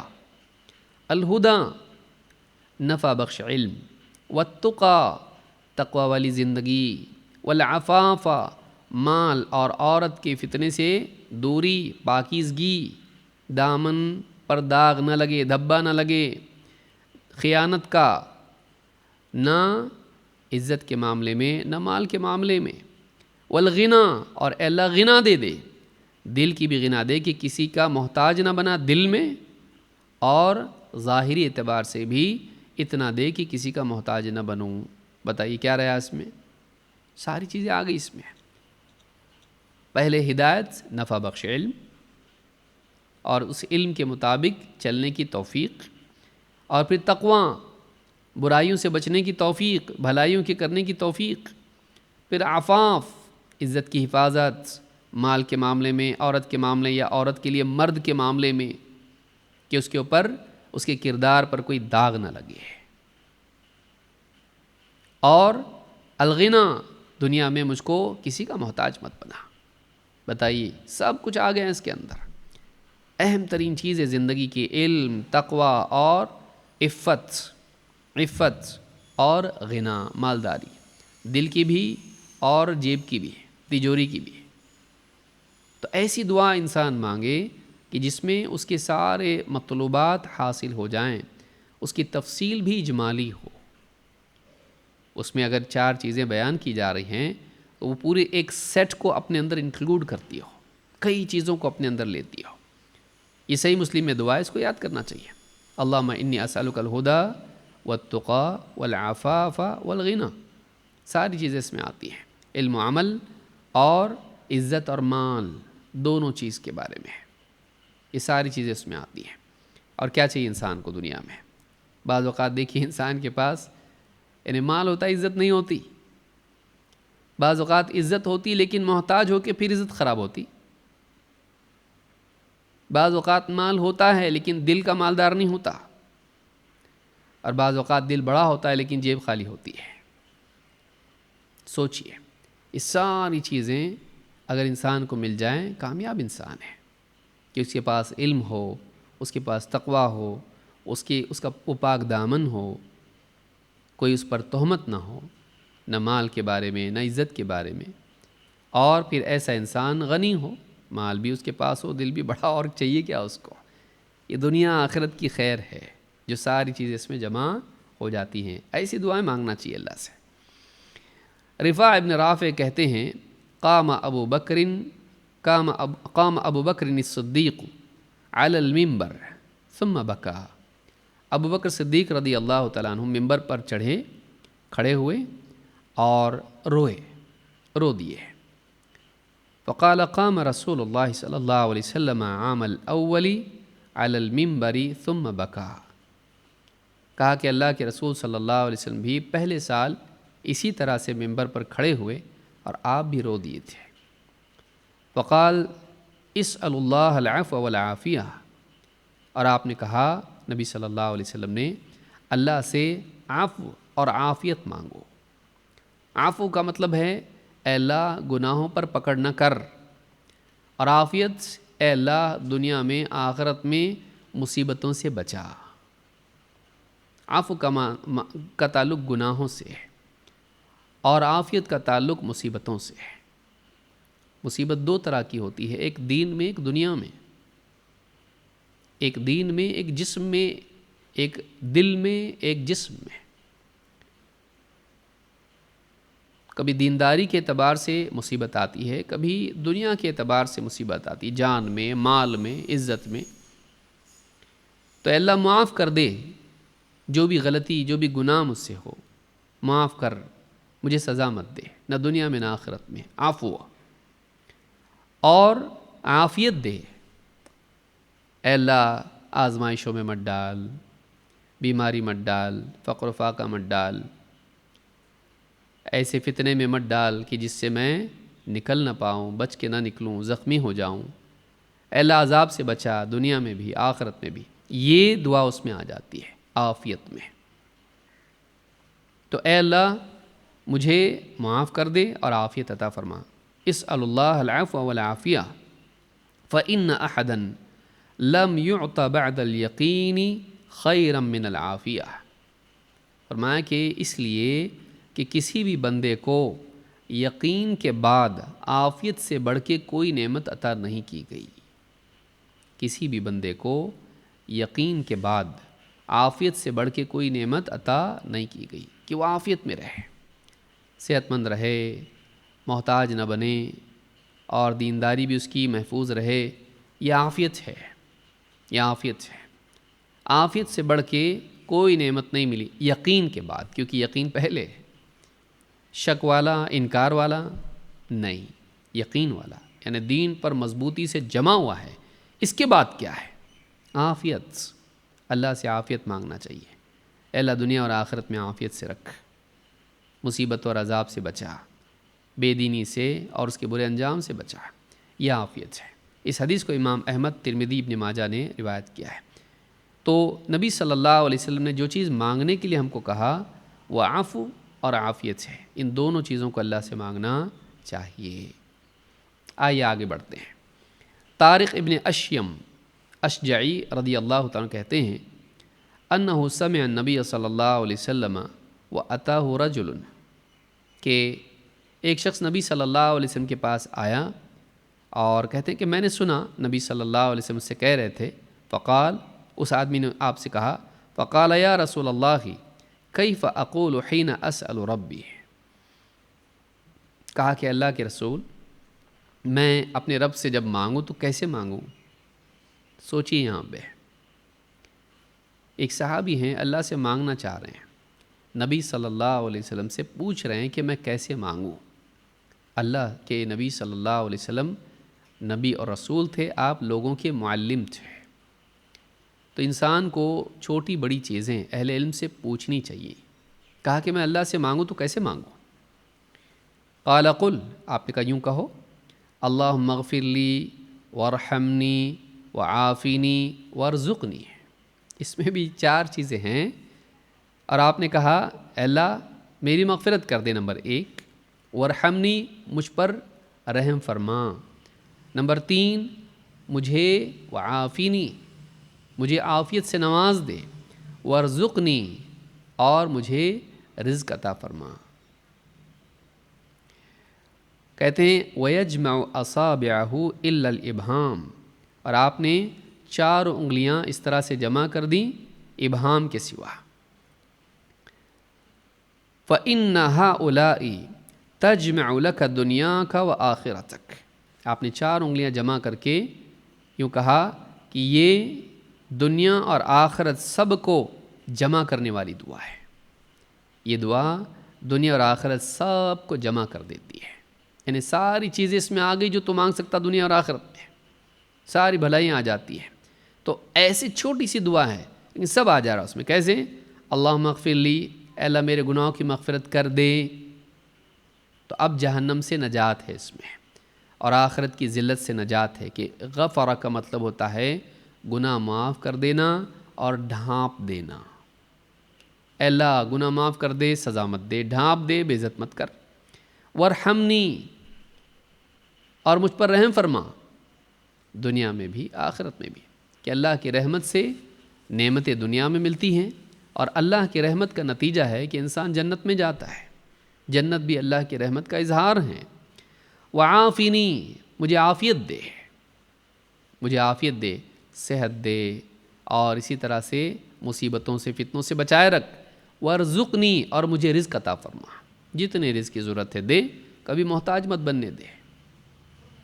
تو عافیت اور رزق میں صحت اور مالداری دونوں آتا ہے، صحت اور دنیاوی ضرورتیں سب آ جاتا ہے، اور مغفرت اور رحمت میں جہنم سے بچاؤ اور جنت میں داخلہ دونوں آ جاتا ہے، بلکہ دنیا میں بھی اللہ کی رحمت کا حقدار انسان بنتا ہے، ساری خیر کی توفیق اس کو ملتی ہے۔ اور رزق میں صرف جسمانی رزق نہیں ہے، روحانی رزق بھی ہے، ہدایت بھی اس میں آتی ہے۔ تو یہ آپ دیکھیں ساری چیزیں جمع ہو جاتی ہیں اس میں۔ ایسی دعائیں اللہ کے نبی صلی اللہ علیہ وسلم مانگتے تھے۔ اب اس کا برعکس دیکھیے، یہ ہم نے کچھ دعائیں دیکھی جو جامع دعا ہوتی ہیں، اس کی مثالیں آپ کو اور بھی ملیں گی حدیث کی کتابوں میں۔ دعا میں اس کے برعکس طریقہ کیا ہے؟ اس کو کہیں گے اعتداء، حدیں پار کرنا، سرکشی کرنا، لمٹس کراس کر دینا۔ وہ کیا ہے؟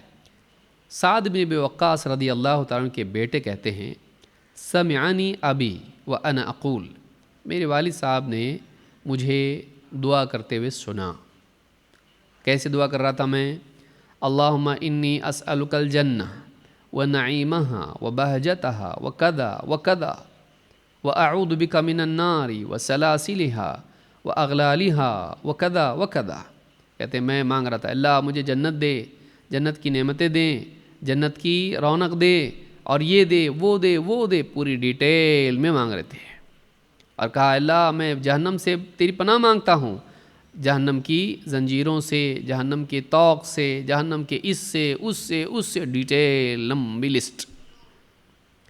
فقال یا بنیا، انی سمعت رسول اللہ صلی اللہ علیہ وسلم یقول سیکون قوم یعتدون فی الدعاء فإیاک ان تکون منہم۔ کہا ہے بیٹے میں نے اللہ کے رسول صلی اللہ علیہ وسلم کو فرماتے سنا کہ ان قریب ایک ایسی قوم آئے گی جو دعا میں حدیں پار کر دے گی، خبردار تو ان میں سے مت بن۔ دعاؤں میں غلو کرے گی، اعتداء غلو کرنا، ایسی چیز کرنا جو مناسب نہیں ہے، زیادہ ہی کر دینا، زیادہ ہی کرنا۔ غلو کس کو کہتے ہیں؟ زیادہ کر دینا، جتنا چاہیے اس سے زیادہ۔ مثلا آپ موٹی مثال لیجئے، اس کو چائے میں شکر ہونی چاہیے، لیکن انسان مٹھی بھر کے ڈال دے ایک کپ میں، یہ کیا ہے؟ یہ ضرورت سے زیادہ ہے، یہ خراب کر دیتا ہے اس چائے کو۔ تو یہ غلو ہے، حد سے زیادہ، بے جا زیادتی۔ تو کہا کہ ان قریب ایک قوم ایسی آئے گی جو دعا میں غلو کرے گی، دعا میں زیادتی کرے گی، خبردار تو ان میں سے مت بننا۔ انک ان اعطیت الجنۃ اعطیتها وما فیہا من الخیر وان اعذت من النار اعذت منها وما فیہا من الشر۔ اگر تجھ کو جنت دے دی جائے تو تجھ کو جنت میں جو کچھ ہے سب ملنے ہی والا ہے، جو بھی خیر جنت میں مل جائے گی۔ جنت مانگنا اللہ سے، جنت کی یہ دے وہ دے وہ دے، ساری ڈیٹیل میں مانگ رہا ہے۔ جنت کے پیڑ دے، جنت کے پھل دے، پتے دے، پتوں والا پیڑ دے، پھلوں والا دے، لدے ہوئے پھل ہونا چاہیے، ایسے رنگ کے ہونا چاہیے۔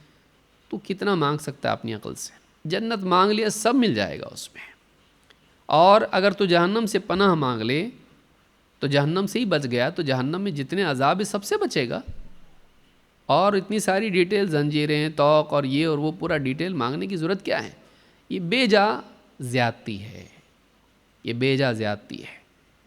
تو اس طرح کی ڈیٹیل کی اللہ کو ضرورت نہیں ہے، اور یہ مناسب بھی نہیں ہے، یہ مناسب بھی نہیں ہے۔ جہنم سے پناہ مانگ، نبی صلی اللہ علیہ وسلم ایسے ہی کرتے تھے۔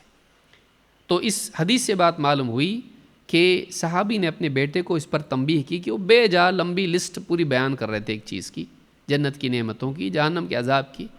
تو اس طرح سے دعا میں نہیں کرنا چاہیے۔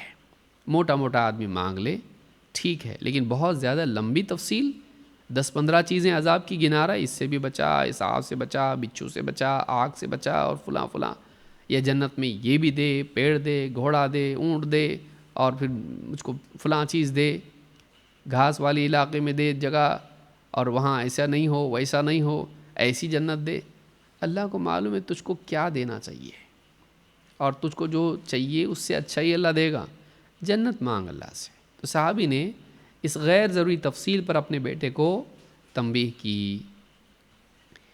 ایک اور روایت ہے، ابو نعامہ کہتے ہیں ان عبداللہ ابن مغفل، عبداللہ ابن مغفل صحابی ہیں، سمع ابنہ یقول، انہوں نے اپنے بیٹے کو دعا کرتے ہوئے سنا، اللہم انی اسألک القصر الابیض عن یمین الجنت اذا دخلتها۔ کہا کہ اے اللہ میں سفید ایک محل چاہتا ہوں جنت میں دائیں طرف، جب میں جنت میں جاؤں تو مجھے وہ ملنا چاہیے۔ جنت میں سفید رنگ کا محل چاہیے، دائیں طرف چاہیے، اور جب میں داخل ہوں تو مجھے چاہیے، جنت میں جاؤں تو مجھے ملنا چاہیے سفید رنگ کا محل دائیں طرف۔ فقال ای بنی صل اللہ الجنت وعوذ بہ من النار۔ کہا بیٹا اللہ سے جنت مانگو اور جہنم سے اللہ کی پناہ مانگو بس۔ فإنی سمعت رسول اللہ صلی اللہ علیہ وسلم یقول سیکون قوم یعتدون فی الدعاء۔ اس لیے کہ میں نے اللہ کے رسول صلی اللہ علیہ وسلم سے سنا ہے کہ ان قریب ایک ایسی قوم آئے گی جو دعا میں حدیں پار کرے گی، غلو کرے گی۔ تو اس طرح سے بے جا تفصیلات اپنی دعا میں شامل کرنا جس کی ضرورت نہیں تھی، جس کی ضرورت نہیں ہے، یہ دعا میں اعتداء میں شامل ہے، اور اس سے منع کیا گیا ہے، اس سے منع کیا گیا ہے۔ امام احمد، ابو داؤد، ابن ماجہ اور اسی طرح سے اور بھی کئی محدثین ہیں جنہوں نے اس روایت کو اپنی کتابوں میں ذکر کیا ہے۔ علامہ المناوی رحمہ اللہ کہتے ہیں فیض القدیر میں، جو الجامع الصغیر کی شرح ہے، جامع الصغیر، الجامع الصغیر سیوطی کی کتاب ہے، جس میں انہوں نے کئیوں کتابوں کی حدیثیں جمع کی ہیں، تقریباً 14,000 حدیثیں اس میں ہیں۔ تو مناوی رحمہ اللہ کہتے ہیں یعتدون فی الدعاء، دعا میں اعتداء کریں گے، غلو کریں گے، ای یتجاوزون الحدود یدعون بما لا یجوز، یعنی وہ حدیں پار کر جائیں گے اور ایسی چیزیں مانگیں گے جن کا مانگنا جائز نہ ہو، او یرفعون الصوت بہ، یا دعا میں بہت اونچی آواز کریں گے، او یتکلفون السجع، یا دعا میں ایسا مانگیں گے جیسے شعر شاعری ہوتی ہے۔ سجع جس کو کہتے ہیں، قافیہ بندی جس کو کہتے ہیں، کہ جس کے آخری الفاظ سیم سیم ہو، تو بنا بنا کے بناوٹی دعائیں کریں گے، جو لمبی لمبی دعا ہوگی لیکن اس میں قافیہ بندی ہوگی۔ تو سجع میں کچھ جائز ہے، کچھ جائز نہیں ہے۔ علماء نے اس بارے میں کیا بتایا اور حدیث میں کیا آیا، ہم دیکھتے ہیں۔ عبداللہ ابن مسعود رضی اللہ تعالیٰ کہتے ہیں کنا اذا صلینا مع النبی صلی اللہ علیہ وسلم قلنا السلام علی اللہ قبل عباده، السلام علی جبریل، السلام علی میکائیل، السلام علی فلان و فلان۔ کہتے ہیں کہ جب ہم نماز میں دعا کرتے اتحیات میں، تو ہم دعا کیسے کرتے؟ سارے بندوں سے پہلے، سب سے پہلے اللہ پر سلام، پھر جبریل پر سلام، پھر میکائیل پر سلام، پھر فلاں پر فلاں پر فلاں پر، لمبی لسٹ، اس پر سلام، اس پر سلام، سب پہ سلام، نام لے لے کے سلام، اور سب سے پہلے کس پہ سلام؟ اللہ پہ سلام، اللہ سلامت رہے۔ فَلَمَّا انصَرَفَ النَّبِيُّ صلی اللہ علیہ وسلم اقبل علینا بوجهہ، جب اللہ کے نبی صلی اللہ علیہ وسلم نماز سے فارغ ہوئے تو پلٹ کے ہماری طرف آپ نے رخ کیا۔ یہ بھی سنت ہے کہ امام جب نماز پڑھائے تو نماز سے فارغ ہونے کے بعد وہ جب اللہم انت السلام و منک السلام تبارک یا ذا الجلال والاکرام اتنا کہے، اس کے بعد پلٹ کے مقتدیوں کی طرف ہو جائے۔ یہ جماعت کی نمازوں میں اس طرح سے ہوتا ہے۔ فقال ان اللہ هو السلام، آپ نے کہا اللہ خود السلام ہے۔ جب اللہ کو تم دعا کر رہے ہو اللہ سلامت رہے، تو کیا اللہ کے لیے کوئی خطرہ ہے؟ اللہ خود سلام ہے، یعنی ہر عیب سے پاک ہے، ہر خطرے سے پاک ہے، اور وہ بندوں کو سلامتی دینے والا ہے۔ ان اللہ هو السلام، یعنی اللہ کے لیے سلامتی کی دعا کی ضرورت نہیں ہے، اللہ تو سلامت رہے، نہیں، اللہ کو سلامتی کی ضرورت نہیں، وہ ہر چیز سے اللہ تعالیٰ پاک ہے، ہر عیب سے، ہر خطرے سے اللہ تعالیٰ، کوئی خطرہ اللہ کو نہیں ہے۔ فَإِذَا جَلَسَ أَحَدُكُمْ فِي الصَّلَاةِ فَلْيَقُلْ، بلکہ جب تم نماز میں اتحیات میں بیٹھو تو تم یوں دعا کرو، التحیات للہ والصلوات والطیبات، السلام علیک ایہا النبی ورحمۃ اللہ وبرکاتہ۔ تحیات اللہ کے لیے ہیں، الصلوات اللہ کے لیے ہیں، اور الطیبات اللہ کے لیے ہیں۔ التحیات، علماء نے اس کی شرح میں کہا التحیات قولی عبادتیں، تمام تعریفیں اللہ کے لیے ہیں، الصلوات بدنی عبادتیں اللہ کے لیے ہیں، اور اسی طرح سے طیبات مالی عبادتیں سب اللہ کے لیے ہیں۔ السلام علیک ایہا النبی ورحمۃ اللہ وبرکاتہ، اے نبی آپ پر سلامتی ہو اور اللہ کی رحمت ہو اور اس کی برکتیں ہوں۔ السلام علینا وعلی عباد اللہ الصالحین، اور ہم پر بھی سلامتی ہو اور اللہ کے سارے نیک بندوں پر سلامتی ہو۔ آپ نے کہا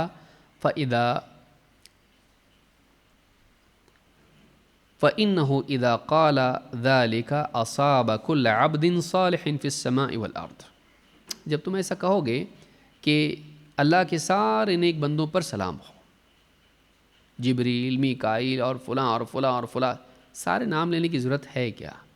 اللہ کے جتنے نیک بندے ہیں ان سب پر سلامتی ہو، تو نہ صرف فرشتے بلکہ جتنے انسان اور جن بھی نیک ہیں، نہ صرف آسمان میں بلکہ زمین میں بھی جتنے نیک بندے ہیں سب کے لیے سلامتی کی دعا تمہاری ہو جائے گی۔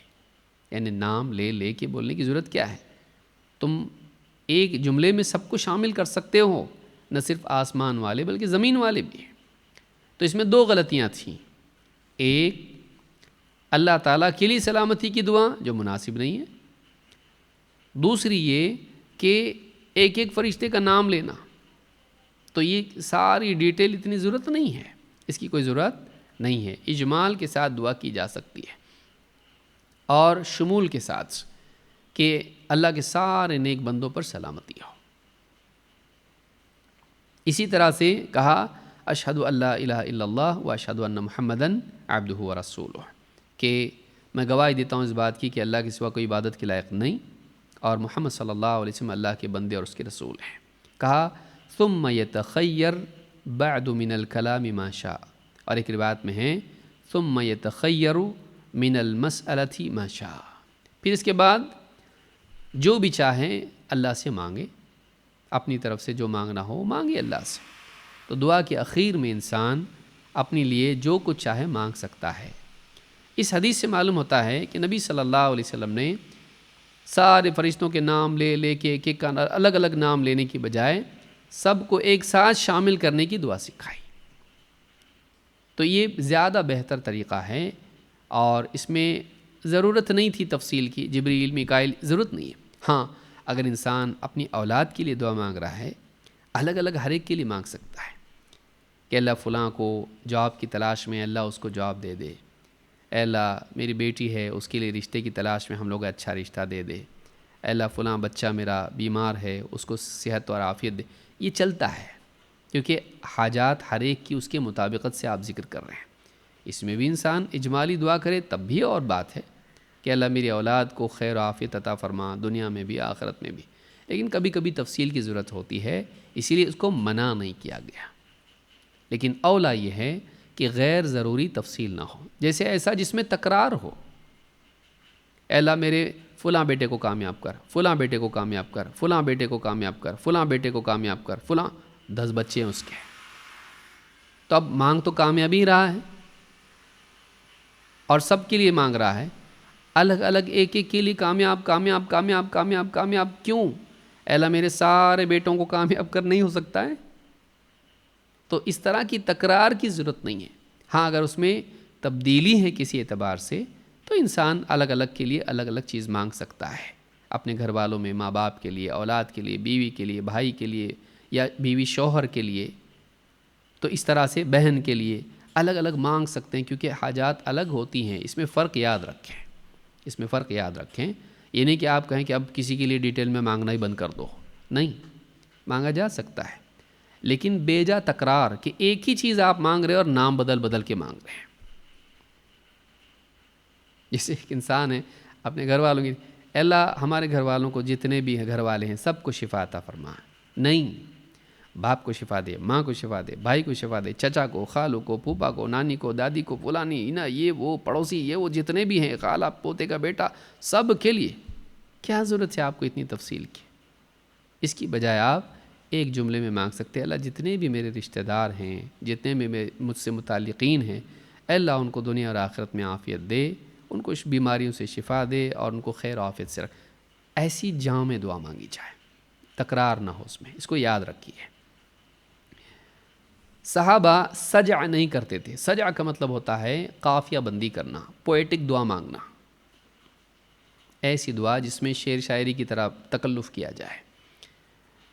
ابن عباس رضی اللہ تعالیٰ عنہ کہتے ہیں فانظر السجع من الدعاء فاجتنبہ، دعا میں سجع سے بچ. سجع کا مطلب ہوتا ہے ایسی باتیں جو یعنی آخری الفاظ سیم آ رہے ہوں اور اس میں اس کو تکلف سے آدمی کرے، نظم کی طرح دعا بنا کے کرے، تو یہ ٹھیک نہیں ہے. اسی میں آپ دیکھیں بہت سارے دعا کرنے والے ترنم کے ساتھ دعا کرتے ہیں. علماء نے اس کو پسند نہیں کیا ہے کہ گا کے جیسے ترنم سے دعا ہوتی ہے، بچنا چاہیے اس سے. ادب کے ساتھ، تواضع کے ساتھ، عاجزی کے ساتھ گڑ گڑا کے اللہ سے دعا کرنا چاہیے. نہ یہ کہ ایک دم ترنم کے ساتھ جیسے قرت کی جاتی ہے ویسے دعا کی جائے. یہ پسندیدہ طریقہ نہیں ہے، اگرچہ بہت سارے علاقوں میں رائج ہے لیکن علماء نے اس کو پسند نہیں کیا ہے. تو کہا کہ فانظر السجع من الدعاء فاجتنبہ، دعا میں قافیہ بندی سے بچ. فإني عهدت رسول اللہ صلی اللہ علیہ وسلم واصحابہ لا يفعلون الا ذلك، کیونکہ میں نے اللہ کے رسول صلی اللہ علیہ وسلم کو اور صحابہ کو دیکھا، لا یفعلون الا ذلک، یعنی لا یفعلون الا ذلک الاجتناب، وہ یہی کرتے تھے کہ بچتے تھے، وہ یہی کرتے تھے کہ قافیہ بندی سے بچتے تھے، یعنی شعر شاعری کی طرح دعا نہیں کرتے تھے۔ یہ بخاری کی روایت ہے۔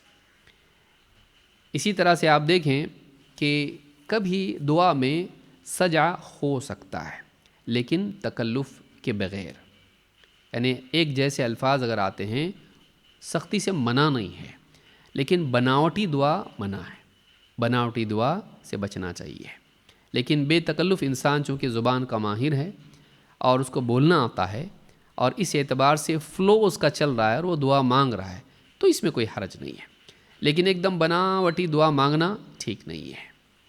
زید بن ارقم کہتے ہیں لا اقول لکم الا کما کان رسول اللہ صلی اللہ علیہ وسلم یقول، میں تم سے وہی کہوں گا جو میں نے اللہ کے رسول صلی اللہ علیہ وسلم کو کہتے سنا، جیسا آپ کہتے تھے۔ کان یقول، کیسے دعا کرتے تھے آپ؟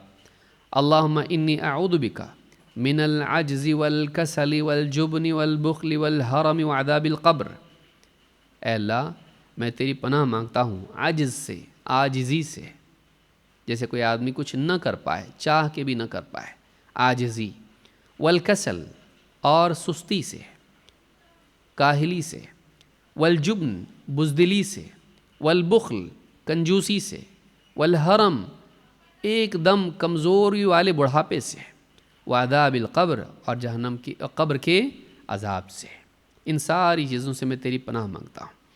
اللہم آتی نفسی تقواہا وزکیہا انت خیر من زکاہا انت ولیہا ومولاہا۔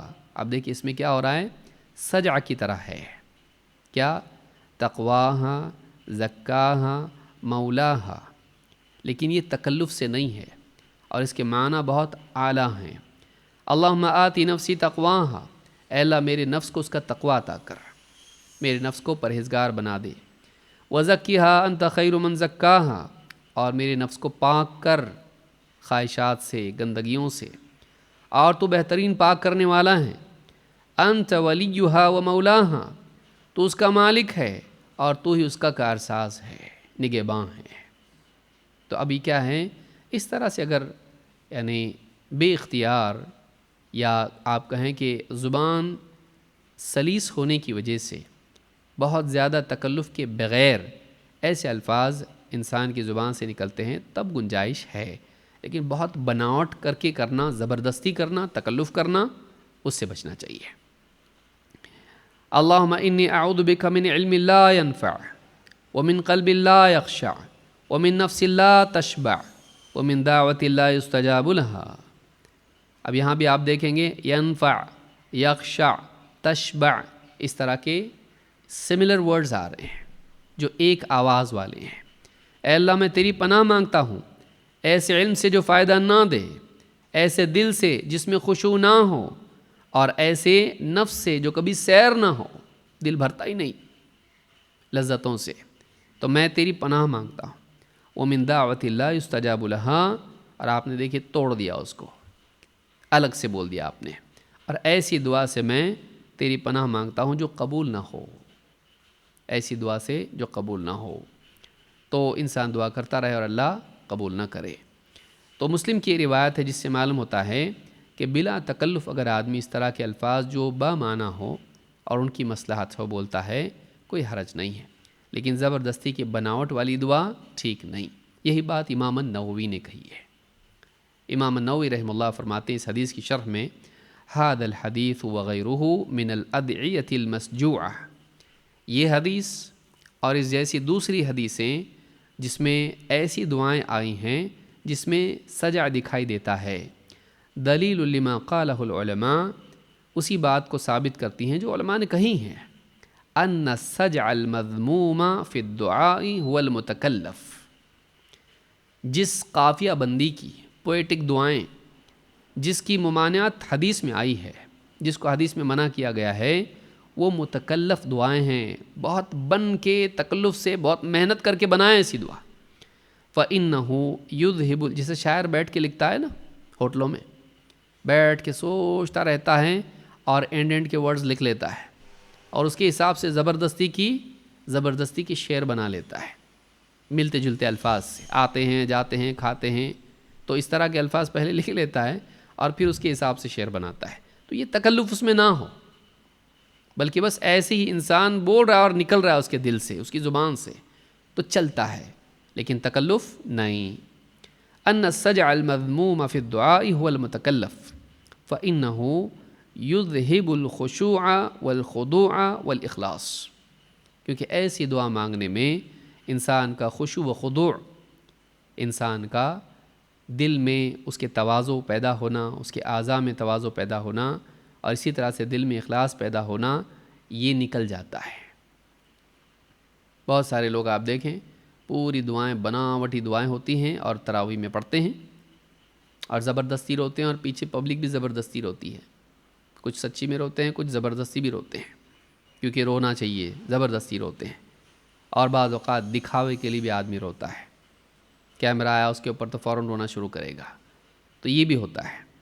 وَيُلْهِ عَنِ الضَّرَاعَةِ وَالِافْتِقَارِ وَفَرَاغِ الْقَلْبِ، اور انسان کے دل کو اس کو گڑ گڑانے سے، اللہ کے آگے محتاجی کے اظہار سے اور دل کو فارغ رکھنے سے یہ چیز موڑ دیتی ہے کہ دل میں فراغت نہیں ہوتی کہ اللہ کے لیے دل فارغ ہو جائے، کہ دل اللہ کی طرف ہو، نہیں، اس کا دھیان پورا الفاظ کی فٹنگ پہ ہوتا ہے تاکہ سننے والوں کو اچھا لگے۔ تو الفاظ کی ترتیب پہ دھیان زیادہ دینا اور اللہ رب العالمین کی طرف کم دینا، یہ ٹھیک نہیں ہے۔ آدمی مانگے سیدھے سادے الفاظ میں اللہ سے جو مانگنا ہے اس کو۔ فَأَمَّا مَا حَصَلَ بِلَا تَكَلُّفٍ وَلَا إِعْمَالِ فِكْرٍ، لیکن وہ سجع جو دعا میں ہو، جو بلا تکلف ہو اور بہت زیادہ دماغ چلا کے نہ ہو، بہت زیادہ سوچ کے نہ ہو، لِكَمَالِ الْفَصَاحَةِ وَنَحْوِ ذَلِكَ، اس لیے کہ انسان کی زبان ہی بہت اعلیٰ ہے، اس کے پاس فصاحت ہے، وہ الفاظ بہت بہتر بول سکتا ہے، اچھے سے اچھے الفاظ اس کی زبان سے نکلتے ہیں، اگر اس وجہ سے ہیں او کان محفوظاً، یا اس کو یاد ہی ایسی دعا، فلا بأس بہ بل ہوا حسن، تو اس میں کوئی حرج نہیں ہے، بلکہ ایک اچھی چیز ہے کہ انسان اچھے سلیقے کے الفاظ سے اللہ سے دعا کرے، لیکن زبردستی تکلف کرنا یہ ٹھیک نہیں ہے۔ تو آج ہم نے یہ سیکھا کہ دعا کے بھی کچھ آداب ہیں، اور ان میں سے ادب یہ ہے کہ انسان کو چاہیے کہ وہ بے جا تفصیلات چھوڑ کر جامع دعا اللہ تعالیٰ سے مانگے، اور بلا وجہ تکلف کر کے بناوٹی الفاظ بنا کر اور نظم کی طرح سے، پوئٹری کی طرح سے دعا نہ کریں، بلکہ اللہ سے گڑ گڑا کر آہوزاری کرتے ہوئے موٹے موٹے سادہ الفاظ میں اپنے دل کا حال اللہ کے سامنے بیان کرے، اپنی حاجت اللہ کے سامنے رکھے۔ یہ دعا کا ادب ہے، ورنہ حدیث میں بتایا گیا کہ ایسے لوگ بعد میں آئیں گے جو دعا میں اعتداء کریں گے، حدیں پار کریں گے، دعا میں غلو کریں گے یا غیر شرعی حرکتیں کریں گے اور غیر مشروع الفاظ و اعمال کا ارتکاب کریں گے۔ ایسے لوگوں سے بچنا چاہیے، ایسے کام سے بھی بچنا چاہیے۔ اللہ رب العالمین ہم سب کے آنے کو قبول فرمائیں اور ہم کو اللہ سے مانگنے والا بنائیں۔ انسان کے پاس سب کچھ بھی ہو تبھی بھی اسے اللہ سے مانگنا چاہیے، کیونکہ ہم محتاج ہیں اور اللہ غنی ہے۔ یا ایھا الناس انتم الفقراء الی اللہ واللہ هو الغنی الحمید، اے لوگو تم سب کے سب اللہ کے آگے فقیر ہو، یہ اللہ ہے جو غنی ہے، حمید ہے۔ تو انسان کو ہمیشہ اللہ کا محتاج بنا رہنا چاہیے اور اللہ سے مانگتے رہنا چاہیے۔ اللہ رب العالمین ہم سب کو مانگنے والا بنائیں، اور اللہ تعالی ہماری حاجات کو پورا فرمائیں، ہمارے مطلوب کو ہم کو عطا کریں، دنیا میں بھی اور آخرت میں بھی، عافیت کے ساتھ اور خیر کے ساتھ۔ اقول ھذا واستغفر اللہ لی ولکم۔